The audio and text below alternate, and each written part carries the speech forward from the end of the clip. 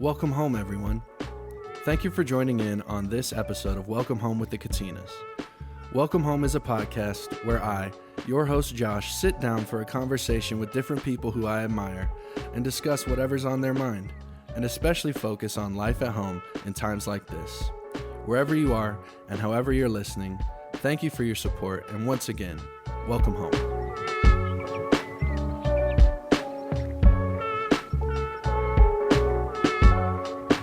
Welcome, everybody. Thank you for joining in on this week's episode of Welcome Home with the Katinas. Happy April. I guess it's mid-April now that you're listening to this, but today, as we're recording it, it's April 9th, which is a special day in my house. It is my wife Alexis's birthday. So happy birthday, Alexis. Happy birthday. Before I get started, I have to say happy birthday, Alexis. I want you to know I'm thinking of you today. You'll hear this in a couple weeks probably, but I love you and happy birthday. I want to start off also by thanking everyone who supports this show by listening, by watching, to our financial partners with Katina Ministries. The show wouldn't be possible if it weren't for people like you. So thank you so much for all of your support, your generosity. And if you're listening or watching and you want to know more about Katina Ministries, learn what it means to be a partner with us, the best way to do that is to visit thekatinas.com, and you'll find all the information you need to know there on our website. So thanks in advance for doing that. Today, we have a special first-time guest. It's been... Well, I'll say this. I don't typically give introductions for our guests. I let them introduce themselves. But I did feel like for today's guest, I wanted to share a little bit about who he is. He is a Nashville legend, the first professional athlete we've had here on Welcome Home with the Katinas. Let's go. Let's go. Three-time NFL Pro Bowler, 2019 first team All-Pro punter. From the Tennessee Titans, Mr. Brett Kern. Yes. What an intro. I'm glad you intro because I wouldn't intro myself. So. No, man. I told when my dad told me, yeah, Brett's going to be on the podcast, I was like, oh, I should do a little bit of research. I knew who you were, obviously, and but I went on. I just searched your name on Spotify, and I saw a couple podcasts that you've done in the past, and so I was listening through. I was like, oh, I need to make sure I give this guy a good intro. So you did great. I appreciate Thank you, man. I appreciate you being here. And to start off, I'd like to ask you if you could just tell us what your connection is with the Katina family. I know it's with all of my uncles and my dad, but if you could share that, that'd be awesome. Absolutely. I mean, I appreciate y'all having me on here. This is a no-brainer for me just because of what y'all have done coming into our facility and or at the hotel and just sharing your music, sharing your heart.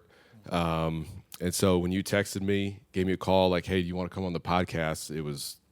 I'm here. So it's just been probably my favorite chapel service was when the Katinas would come to sing, to share. And it's been... Man, I remember the first time, 2010, I believe, maybe 2011, and I was like, man, the Katinas. I was like, all right, these brothers are coming in. Okay, I could do this. And then you guys just started singing and playing. Man, it was like straight butter. Oh, man, thank you. And so every year coming in, I talked to the chaplain. We've gone through a couple through the years that I was there, and I was like, man, when are the Katinas coming? Book them. Let's go. And I just remember telling guys, inviting guys that normally wouldn't come to chapel, like, hey, you got to come. Like, you got to come. You got to check these guys out. You got to hear what they have to say, their story. And so it's just been a blessing for me, and it was probably one of my favorite times of the year whenever y'all would come through, especially around Christmas time, because you get a little Christmas action in there, too, which was always great.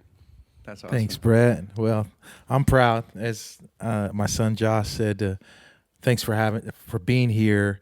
And I remember all those years, we started doing Titans chapels before you got there, when Mitch was there early on, and then he left, and then he came back.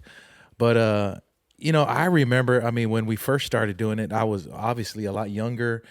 a little bit older than the players, right? And so I was always really nervous, like, what are we going to say to these guys? What are we going to sing? Well, then we just got older, and some of these younger guys could be our sons. And I'm like, man, let's just go and tell them that Jesus loves them. And I remember the first time I met you, I thought, oh, Brett. And I always, when we're around professional athletes, I have a respect. You know, like me and my brothers, if we weren't musicians, we wish, like many other people, we could be professional athletes, right? But there was something about you that I guess I had the nerve to ask you for your number, and we exchanged numbers. And then throughout the year, even though we wouldn't see each other, we occasionally text each other. And then I remember, it was probably 3 or 4 years ago when we sang the anthem. Yeah. And whoever coordinates the anthem called us and said, hey, part of it is, can you wear the team jerseys, like official team jerseys, and then just tell us what numbers? And I was like, oh, I know what jersey I'm getting. My man Brett's. So hey, well, at least 3 of your other brothers didn't do 6 as well, and you had 666 up there. Exactly. That would have been. It wouldn't have been good. So it's just an honor to have you on here, and man, I'm excited to just get to dive into what's been going on in your life. Yeah. So you guys met through Titans Chapel. Mm-hmm. I've gotten to go with my dad a few times to Titans Chapels when they're there, and I know that. Well, I don't know. I've always been a big NFL football fan. Obviously, I'm not necessarily a Titans fan. Titans are my second favorite team. That's okay. Who's your first? Pittsburgh. Okay. As long as it's not the Chiefs. Oh, we can have a conversation. No, we don't here, do that. Okay. All right. Good. No, I cheer for the Titans every time they play, except for once every 4 years when they play the Steelers. But what I was going to say, though, is that when I'm at the Titans Chapel, and usually it's on Saturday, right? Saturday night. Saturday night. The game's in 24 hours. I often wonder, like, what is it that the players and coaches who are there, what are they looking for? What are they there for? Is it a ritual for some people? Are they actually? I guess what I'm wondering is, what are people expecting for a chapel service like that? Is there a for you? What is your reason for going to chapel when you go? Yeah, I think for a lot of guys, it's different. You know, the best part about an NFL locker room is you get, 53 guys plus your practice squad, and all of them have a different story. Sure. All of them have a different upbringing. Their grandma raised them to, my case, I had 2 loving parents that raised me. And, I remember one teammate was homeless, living out of a car. It's just, everybody's different, right? And so everybody had a different reason for going. Some, it was ritual. It was their chance to, get in God's word for the week and maybe check a box. For me, I felt like I was a spiritual leader on that team. Tim Shaw kind of set that bar, right? And then when things happened to Tim, I remember him telling me, like, hey, buddy, this is yours. Like, this is your team to lead. And so I took that personally. My faith grew exponentially with that, because guys would come to me and start asking me questions, and I felt like I wasn't really prepared for a lot of those questions because my relationship at that time wasn't really that deep, and so that forced me to go deeper in my relationship with him. And so for me, I loved going to chapel because we always, for the most part, had somebody come in and speak, and just to kind of hear what their heart was. I was appreciated when y'all came in because, A, you brought your family. And I remember growing up, my dad, did FCA back in Buffalo, New York, where I grew up, and he was able to do some chapel services for the visiting team, that would play the Bills. And I remember going, and I remember specifically, they played the Colts, and it was Jim Harbaugh was the quarterback. I think Marvin Harrison was like in his first or second year. And just to see that was just like, man, this is awesome. And just that experience of being around it, and the guys that would come up to you and were, hey, man, appreciate you here, all that kind of stuff. So I just love that your family was able to come and experience it. But I also think, too, like, y'all, like, Joe, when you spoke, you spoke in a way that was, I wanted to learn more about God, right?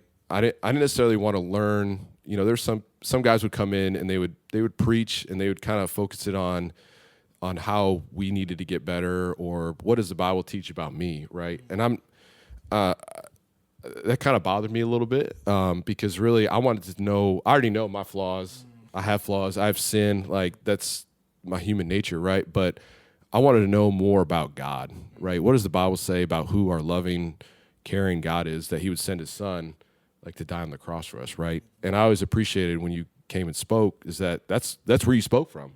Like, this is what I'm going to teach you about our loving Father, right?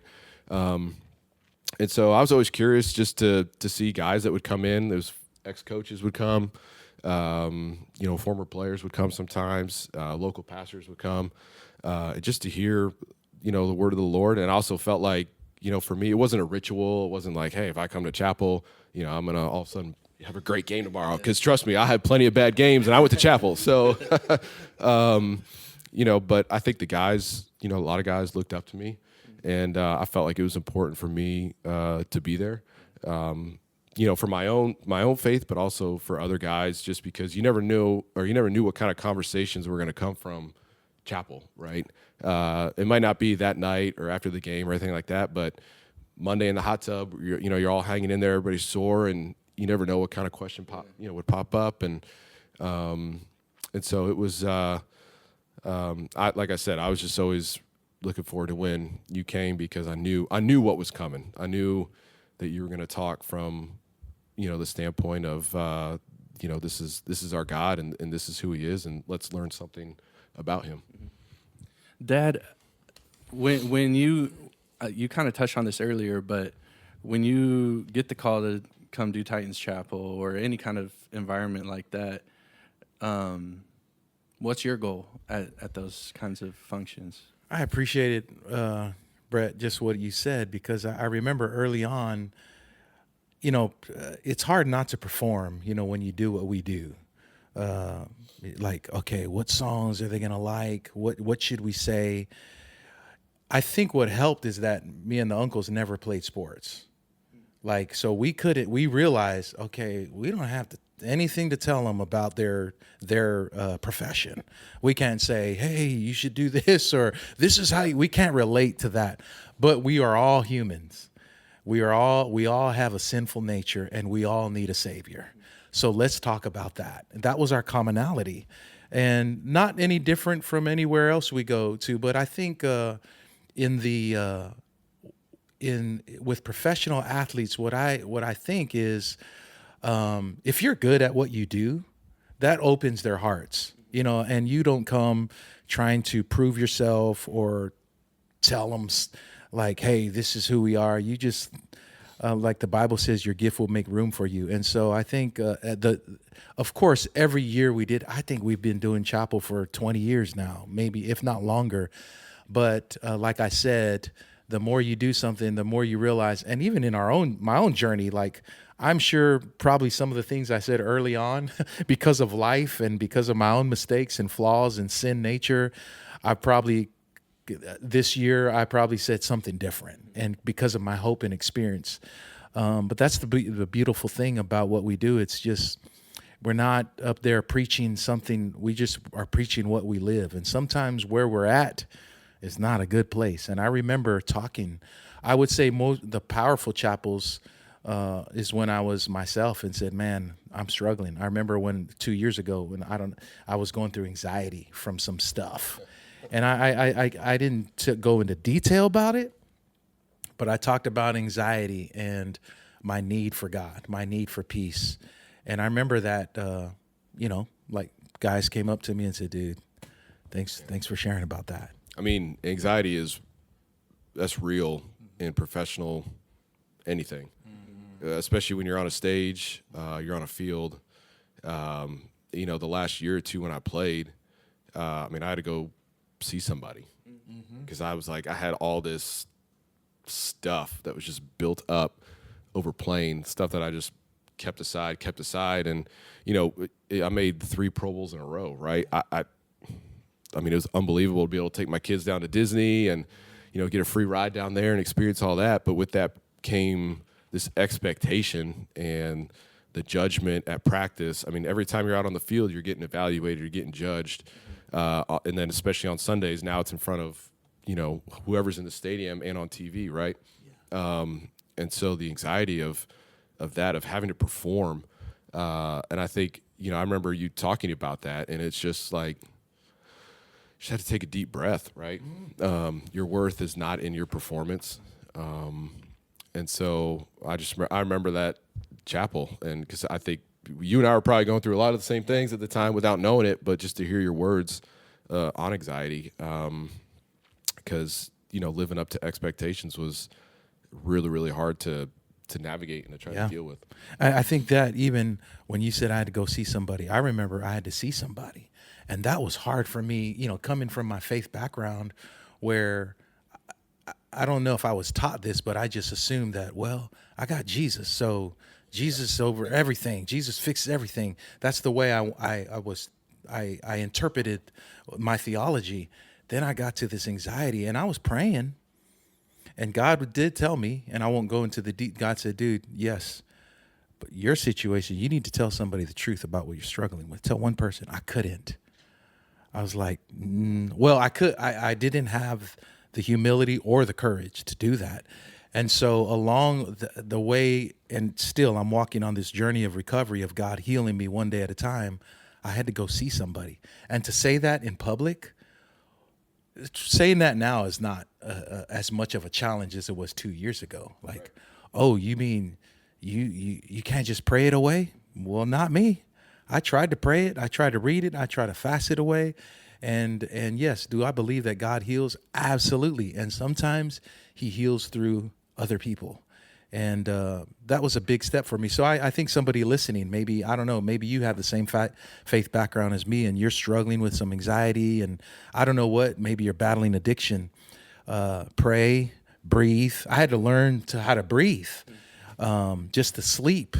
And also you might need some help. You might need to go see somebody. Yeah, I mean, I think for me, being able to tell somebody instead of keeping it bottled in and locked up was huge for me. But then also, I mean, I was in the Word every day reading scriptures on anxiety, peace, and, all the things that are there, right? I'd go to the back of the Bible and see the word peace, and, all right, there's 10 verses. I'm going to read all these and I'll be good, right? But it wasn't that. And I think there's something, too, about, the person that I met with was a believer, right? Strong Christian. And to have somebody speak the word over you to where where I'm not reading it, my eyes are closed, and he's just speaking the word of God over me, was huge for me. That was something that, you tell somebody, which was hard enough, right? But then for him to do that was huge. It's beautiful. Brett, so you are professional athlete, NFL punter, but you're also a father and a husband. And I've always been curious about this. What's it like navigating the pressures of being in the NFL, being an elite athlete, and then also having navigating family life? What is that like? I think we were talking about before we went on here, just, I didn't really realize how much my wife did to make my job easier. And I tell her this, I told her this throughout my playing career. I was like, if I was not with you, I would not be in the NFL. She's like, kind of rolls her eyes, but you got the talent. I'm like, no, you don't understand how much the game is mental. And her encouragement and her support throughout, all the years of playing, 15 years was huge. And so I think the biggest thing for me was trying not to bring football home because there is a lot of stress. There's a lot of pressure, and like I said, I bottled a lot of that up. And to bring that home and necessarily take it out on your wife and your kids is not healthy. So there'd be days where I would, Nashville traffic. And, sometimes you get frustrated with it. And other times it was like, okay, I'm going to throw on some worship music. I'm going to decompress a little bit so that when I get home, I'm there for my wife and my kids. It was hard. We had kids younger. We had our first after my rookie year, right? I was 23. My wife was 22. Wow. And so he was able to experience. I mean, my son's been over 100 football games, right? That's all my kids. That's all my kids knew was, dad playing football. And so I missed a lot. Missed a lot of games. Saturday flag football games, softball, soccer. Missed a lot. Mm-hmm. And so that was pretty hard to take. And now that I'm done, I'm coaching. Nice. I coached 15 second grade girls in basketball this winter. So that was fun. But like as hard as that was, I didn't care because I was coaching my daughter. Uh-huh. And same thing with our middle daughter, just being able to be there for her soccer games, basketball games. My son's in 8th grade. He's playing JV soccer right now, and he's playing goalie, which is what I played until I made the switch over to football. But to be there for him, they just had a tournament this past weekend in Gatlinburg with his school, and drove over there. Made that drive to Gatlinburg, which was adventurous. Nice. But to be there for him as he's learning this position that he's never played before, just to be there to encourage him, love on him. Whereas, I think the Titans reported, April 8th yesterday, right? Mm-hmm. And I wouldn't have been able to go. Yeah. So more afternoon, lunch dates with my wife that we've never had. More time together, being able to travel a little bit more. Because really, your Thanksgiving, you practice on Thanksgiving, Christmas. I remember, sometimes when you'd come around Christmas and everybody's getting ready for Christmas, and it's like, well, we travel on Christmas because we play the day after, or, you might play on Christmas, you might play on Christmas Eve. I remember one time we were at Jacksonville, and I had a drug test after the game to try to avoid having a drug test on Christmas. And, well, of course, Jacksonville was 80 degrees, and I was drinking like crazy, but that didn't matter. Still a little dehydrated, and I couldn't complete the test after the game. And I came home, and, there's the drug tester that is in charge of the whole Middle Tennessee area, Christmas Eve at 10 o'clock at night. At your house. 10 o'clock at night at my house. Wow. My kids are like, why is there a guy? I was like, kids, I'll be in the bathroom. Just don't bother us. That's so, it's but to have kind of your holidays back and to start, really, for us, to start traditions in our house for the first time on holidays has been pretty special. Do the kids, do they like being coached by dad? Are they receptive of it? I think so. Okay. Yeah, I try to come at them. For me, like, encouragement really helped me, when I was playing sports. And so I don't think a lot of people like to be degraded in sports, to constantly be yelled at. There's a time and place for that. But I always feel like if you're going to give that kind of criticism, hopefully you can, follow that up with encouragement, right? And so I just try to encourage them. If I do critique them, which I do, I try to come at it in a loving way and not in a tone that's like, why didn't you pass it to this person? They were wide open. What do where's your vision at? What are you doing? Right. Just say, hey, next time so-and-so is open, and so I think for the most part, they like it. My daughters love it. My son's probably 50-50, but I do know, showing up at that tournament and for him to look over and just smile to see me there meant, almost brought tears to my eyes. So I'm sure.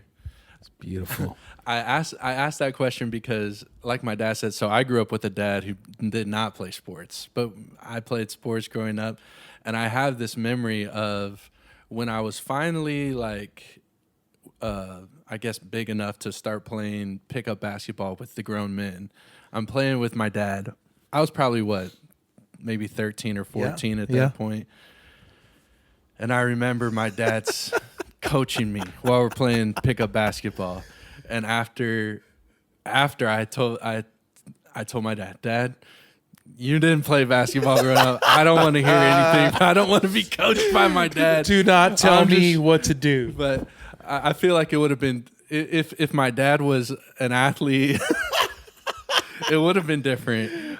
Maybe not. I don't know. I felt like for me as a kid, like the thing I wanted from my dad in anything, but in sports, was kind of what you were saying. I just wanted him to be present and I wanted to know my dad was proud of me. Present and approval. Yes. Yeah. Yeah. Yeah. I didn't need him to tell me what I'm doing right. Go in the or doing post. Hey, what's up with that low post move, man? What's up with that? Yeah. I have this memory too of, remember, Dad, I was playing baseball. Yeah. It was how old would I have been when we went for the first time? And I remember showing up and all the dads are like throwing the ball for travel ball. Like Yeah, it early was a on? travel ball. Yeah, dude, travel's real. you would have been 5 or 6. I have this memory. So Now, I was before you say that. So I didn't grow up. Well, we wanted to play sports. Our dad didn't let us, right? Oh, I remember. But- I remember yeah. you telling us that. Yeah. Yeah. But one thing I never wanted to play baseball. I was scared. Still today, when we go play catch, I'm scared of the ball. Like I'm You got scared. that. You got like that Sandlot. Yes, The yes. son of the stepdad around the back and plucks him around. Yeah. So Josh starts playing, and the coach comes and says, "Hey, can your son play travel ball on my team?" Of course, that to me, never playing sports, that's like my son just made the NFL. Yes, absolutely. So we show up to signing up 6 years old. So we show up 6 years to old. we show up to your practice. Go ahead. I just remember we showed up to this practice, and it's a travel ball. I'm excited, and all the kids that I'm going to be playing with, they're on the field warming up, throwing with their dads. And I realize, I don't know if my dad can throw a baseball. Really? He didn't have a glove. Like everybody else has gear, and I show up probably with my flip-flops and bring in my son. I'm like, oh, me and Josh are going to have to play catch. I think Do you were- remember what I told you? Uh-uh. You don't remember this. I What? said, Josh, don't throw too hard to me. Because you didn't have a glove. He's 5 or 6. He's catching baseballs barehanded. Kids are out there warming up their rotator cuff, massaging their Tommy Johns. Oh yeah. Man. All right. So the sports geek in me wants to ask you, you said you switched from soccer to punter. Yeah. How old were you and why? Yeah. So I grew up soccer. My dad played pro soccer for a little bit. He shattered his kneecap when he was 26. Never played again. So he played goalie, and I wanted to follow in his footsteps. My uncle's from Haiti, played soccer. Cousins played pro ball a little bit. And so soccer just kind of runs in our family blood. And so, grew up young age playing soccer.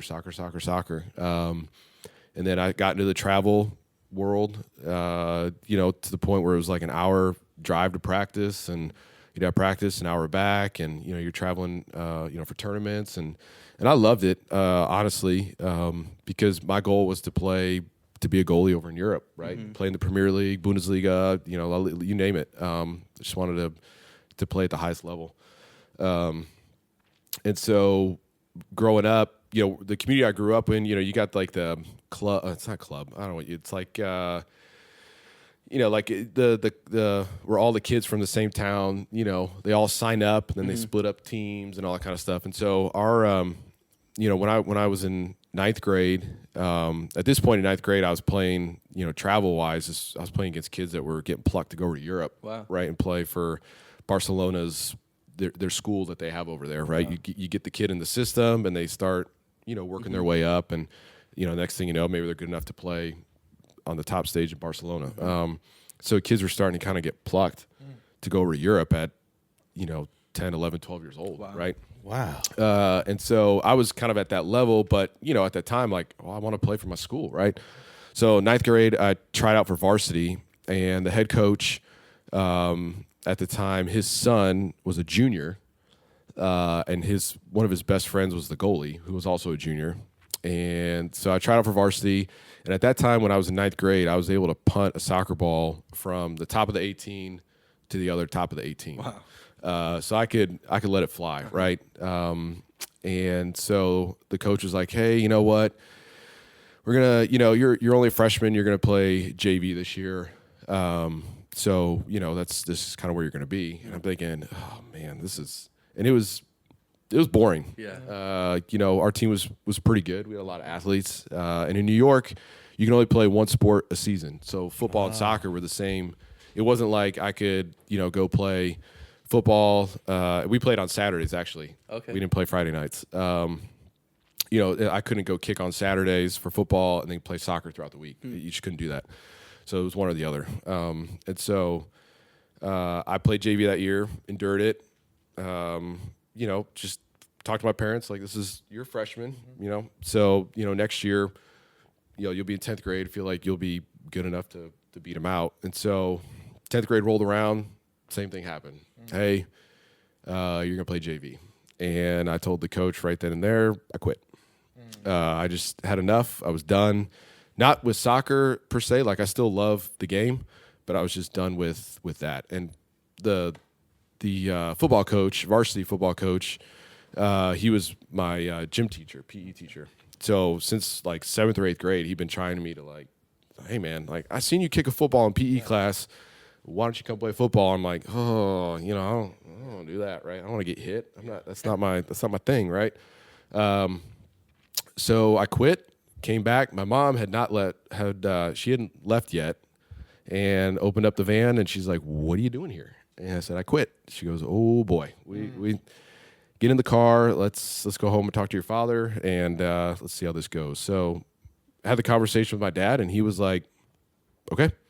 For him being a goalie and kind of seeing the politics behind it, I think he was really in full support of it.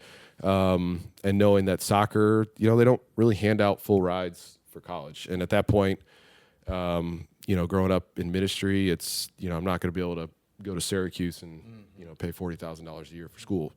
So my goal was to try to get a scholarship so that, the burden wasn't on my parents to take out loans and have to pay for school. So, I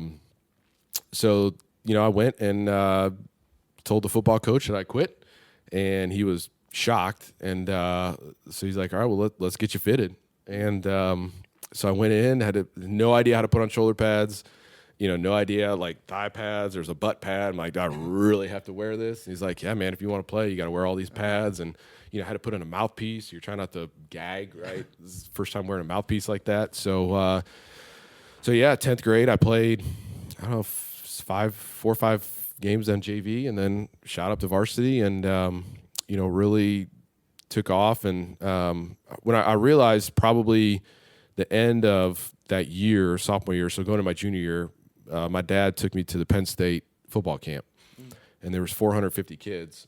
And from all over, because really up there, up northeast, it's not like down here, the SEC, where it's football. Up there, it's like Syracuse, Penn State.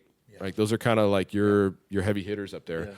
Yeah. So tons of kids were up there, and I won the camp. And the special teams coach for Penn State came up to my dad afterward and was like, "Look, like keep doing this with your son because he's got a lot of potential to go pretty far." And so that was a huge catalyst for me of like, okay, I think I can, if I keep working at this and grinding, like I think I can make this work, or at least see if I could go play, college. And so I ended up, getting a scholarship at the University of Toledo to punt there for 4 years, and then got a crack at the NFL.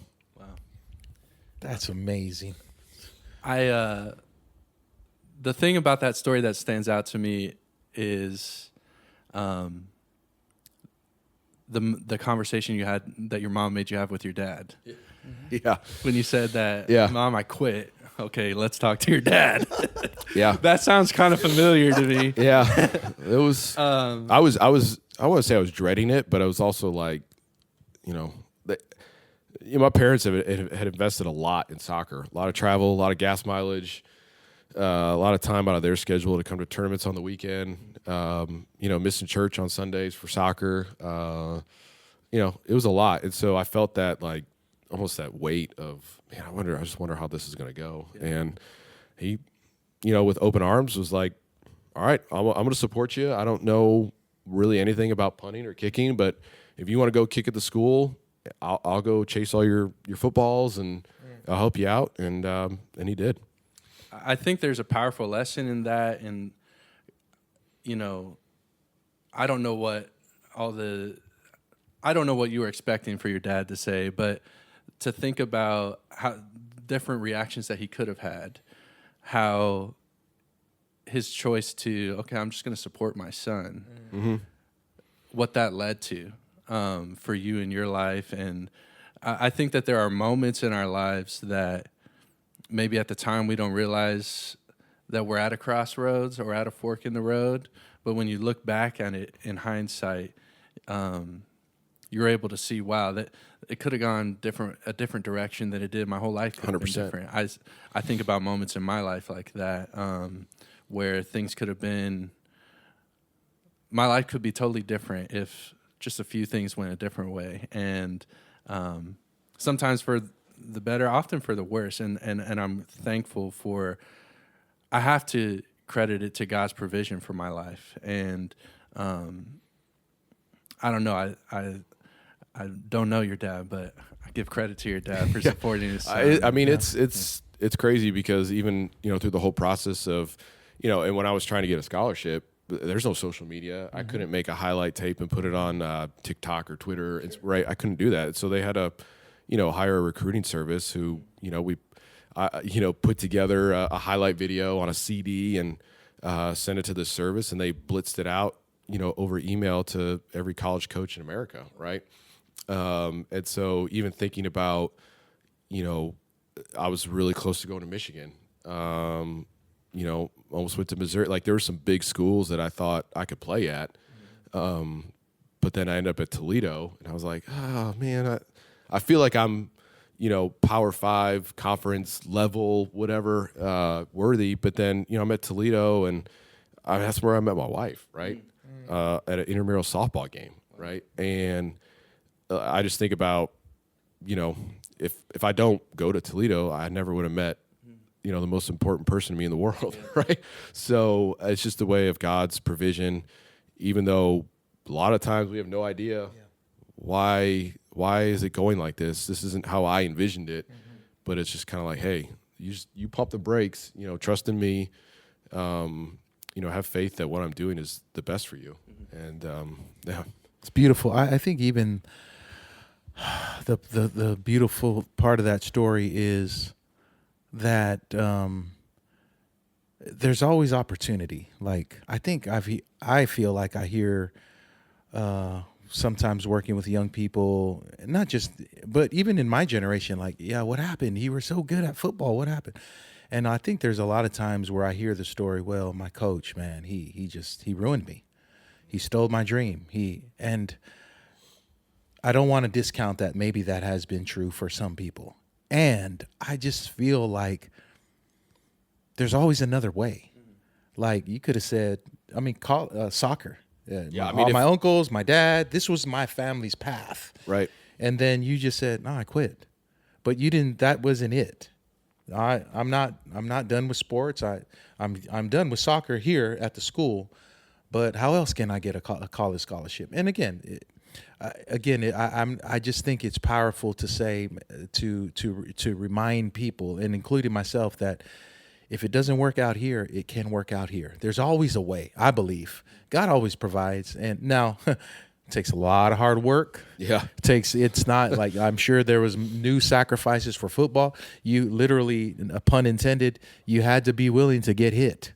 Well, so about that. So when I went over to football, my coach was like, hey, because I was this size, as a freshman. I was 6'3", a lot skinnier. But he's like, man, you got a good pair of hands. Like, I want you to play wide receiver. And I'm thinking, all right, that sounds pretty cool. I think I could, why not? And one of my really good friends was a linebacker. He was probably 6'2", 220 at the time. And first or second practice, I ran a little slant route, and he decleated me and knocked the wind out of me so bad. And he's standing over me laughing. And I got up, I went back to the huddle, and I was like, hey, if you want me to keep playing football, I can't do that. I can't do this, and just let me go work on my craft over on this other field. And he was like, the other field is yours. Go ahead. All right, I got a question about that. In college and pros, in all your career, you played 15 years in pros, right? Yeah. For 4 years in college. Yeah. Over 20 years with high school. How many times did you get hit? I remember. I mean, not a lot, but I remember them. I remember them. I mean, the worst one was that fake field goal in 2019 against Tampa, and I ran right at Devin White. Oh, who runs a 4.445 linebacker. I mean, I had whiplash. I wasn't able to really punt a football until the following Sunday. Oh my goodness! Went to the chiropractor every day. Was getting like massage treatments on it. I mean, it just. And then I'm thinking, man, people.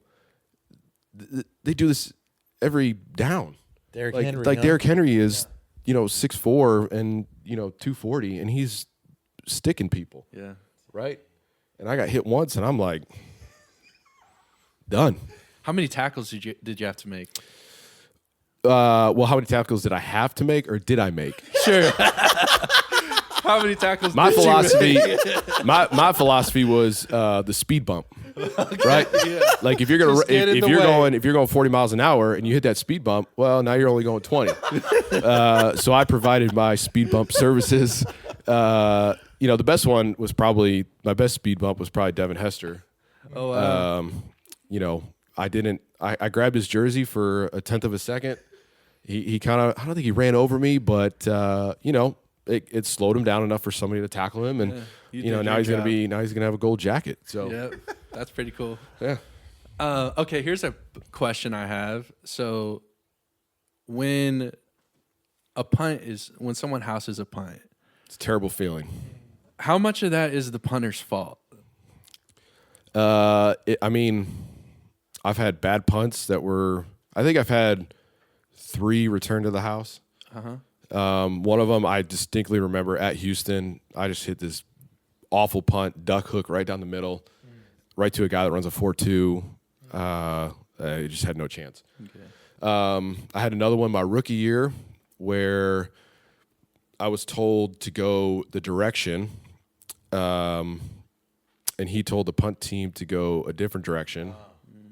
And a part of me thinks that was to try to get me cut. Wow. And so they all went left. I put it right where I hit the ball, and I was like, that is perfect. And I look and I see the punt team, like, whoa, where are y'all going? Right? Panic. And I got to the sidelines, and the special teams coach was like, I told him to punt left. And I was like, you told me to punt right. Wow. So that was in rookie year too, you're, really, I mean, you're on a week-to-week basis for the most part. Obviously, as I got, throughout my career and got, certain contracts, like you kind of have a little bit more stability for the most part. It might be more on a year-to-year basis rather than game-to-game. Those first rookie year, second year, third year, I mean, you're game to game, right? Because nothing's guaranteed in your contract. Wow. They could let you go, and that's it, right? So, that was really, really hard. After my rookie year, there was probably 3 or 4 times where I was sitting in my car crying, like, I want to quit. I can't do this. This is too much. But I'm not a quitter. Like I knew that this is what I wanted to do, and I knew I had the talent to do it, and that God put me here for a reason. And I just needed to grind. The Lord is with us, on the mountaintops and in the valleys, right? And I was in a valley big time. But I knew that I just needed to grind and push it out. And then there was another time that, I hit a good punt, and it was Darren Sproles, right? I mean, if they were just to have, like, if you go to Canton, you got the Hall of Fame, I always thought that you should go down the hallway, past the lavatory bathroom areas, and then there should be your little special teams wing, right, of just special teamers. And I feel like Darren Sproles, would be in there, and he's called a Mighty Mouse. He was 5'6", 180 pounds, 90 pounds, and solid as a rock. And he just Scooby snacked a couple guys, and I wasn't going to catch him. So, that's just one where you're like, there's some returners out there that are just, they get paid too. Unbelievable athletes that can make guys miss in a phone booth. And, my job was to try to put it in a position to where they couldn't do that. Yeah. So, but, when you have, I think I hit 1,000 punts, and, at some point, some of them are going to get returned. Sure. What's a worse feeling, having it returned or having it blocked? Well, both stink. Because when it's blocked, it goes against your stats. So I didn't know that. So you in essence lose a yard of net. So they have gross, which is from the line of scrimmage to where the guy catches it. That's pretty much a gross stat is solely on the punter, right? Then your net is what the returner gets after the return's done, right? So like I said, if you gross 150, he returns at 10, your net's 40. And that could be based on the punt. That could be based on your coverage. There's a lot of factors that go into your net. The punter, I could go out there in a game and put every ball out of bounds, and there's no return. So I could go out there, average 50, or net 50, right? I've had games where I went out, average 50, and I've only netted 30, right? Because the returner was so good.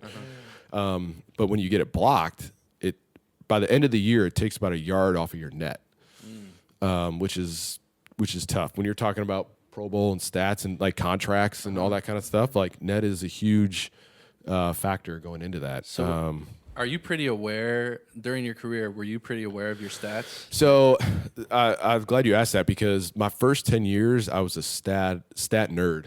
Okay. I was like, okay, Dustin Colquitt, he's in Kansas City, he's averaging 48. If I want to get to the Pro Bowl, I got to be ahead of him, and my net, I got to make sure. So I'd go into games putting so much more pressure on myself to like, all right, I have to try to average this. I have to try to net this. But really, when you go out there, like if the ball's on the 40 going in, and all they're asking you to do is hit a 30-yard punt, just so that the defense, so you have field position, I can't control that, right?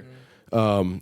And so my 10th year, that's the first year that I was not going to look at stats. And that was the first year I actually decided to read the Bible all the way through. Like for me, it was a moment of, okay, Lord, I'm done with the pressure of looking at these stats. I'm done with it. Like, I'm going to dive into your word. I'm going to, take my relationship to a new level and let you be the author of it. And so that year was probably one of the best statistical years maybe in NFL history. I mean, there's some guys that, the kids coming out of college now, I don't know what kind of meat and potatoes they're eating, but it is it's crazy. And so, that year was, I remember with 3 games left in the season is when you do your Pro Bowl voting. Okay. And it was the first time I looked at stats, and I was like, I was speechless. You hadn't looked at your numbers at all. Hadn't looked, and I was like, oh my goodness. Like, wow. I can't. I knew I was having a good year, but I didn't realize I was like 2 yards ahead of everybody in gross, like 3 yards ahead of everybody in net. And it was just, and my special teams coach came up to me. He's like, man, you're having an unbelievable season. And he's like, I know you haven't been looking at stats, but I have, and you are. He's like, I just want to tell you congrats on your first Pro Bowl. And I was like, wow. And man, I was just like, I had to leave. We were in Arizona. We were out there for the whole week because we played Arizona, and then we were playing San Francisco. So we stayed out there. And I just remember, in our little meeting room in the conference center there, and I just had to leave. And I went back to my room and just started bawling because I was just overwhelmed with just gratitude of like, man, Lord, look what look what you do when you just surrender. Yeah. You just surrender it, right? Yeah. I might tell that story in a sermon. That's a great story. I think surrender, bro. Surrender the stats. Oh, it's so hard. But, and then the next year I did the same thing and, made another one, and then did the same thing. I made another one. And I was like, I'm done with trying to control. You can only really control what you can control. Sure. Right. If they need it, I just want to be the guy that went out there. If they wanted me to hit this certain punt or put it in this certain spot, like that's what I'm going to go do. And at the end of the season, let the chips fall where they fall. And that was a huge turning point for me in my career. Wow. So making the Pro Bowl, obviously that was a goal and dream of yours that you accomplished 3 times. And this will be the last question I ask you. It's a question I ask a lot of our guests who come on the show. And I'm curious to ask you, now as you're in a relatively new season of your life, what is it that you're dreaming about now? That's a great question. Man, I've just been so on a football grind mentally. I'll admit this, that like, at one point I was the best in the world at something. And now that that's gone, what's next? I don't know. And that's been like, before you got that's been really hard to know that that's where you were at, and now that you're never going to experience that feeling again. Has been difficult. It's been hard to deal with. I talked to my wife about it, and some other people that I'm really close with that just know what I've gone through over 15 years of playing.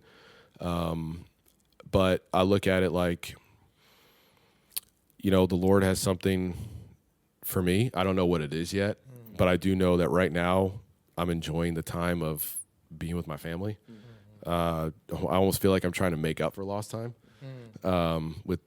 With my wife and sporting events and all that kind of stuff. And so I'm really just trying to I just feel like the Lord's telling me to just decompress, enjoy this time of rest. Because, really in our culture, rest is not a word that is liked, right? You want everything now. There's no patience.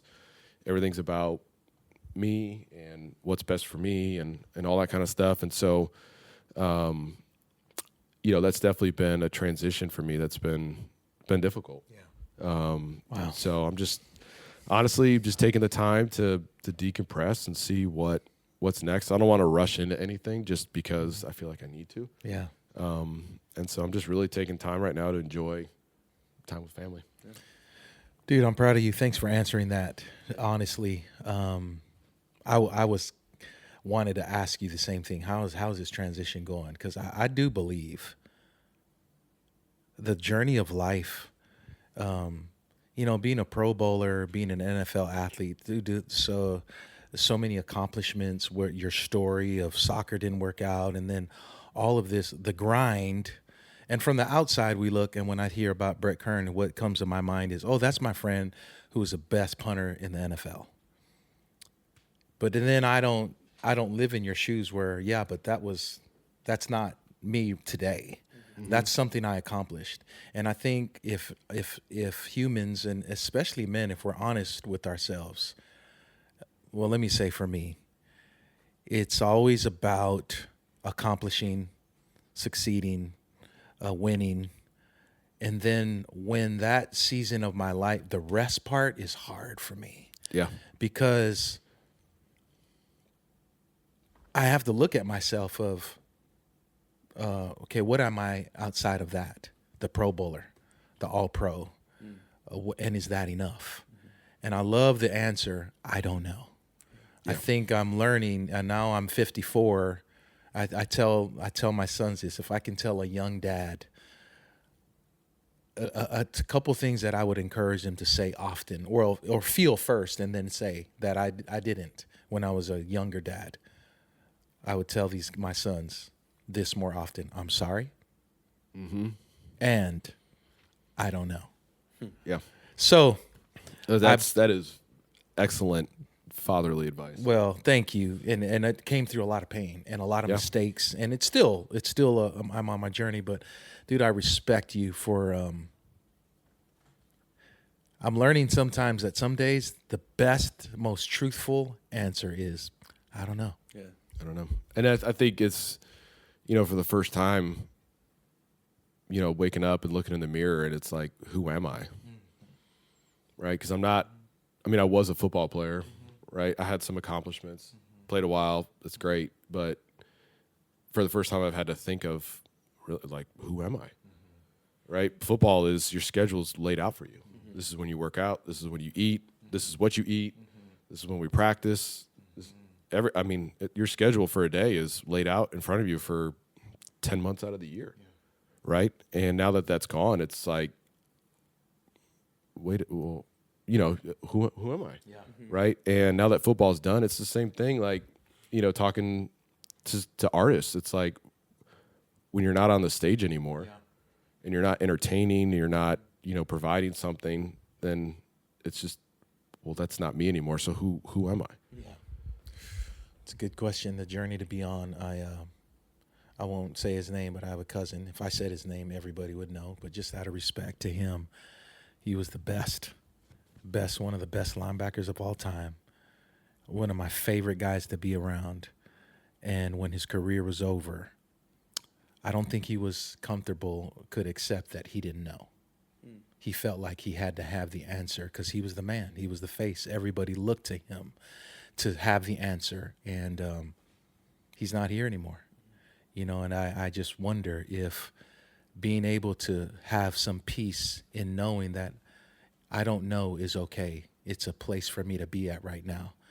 And not to sound cliche-ish, and to say, I don't know what the future holds.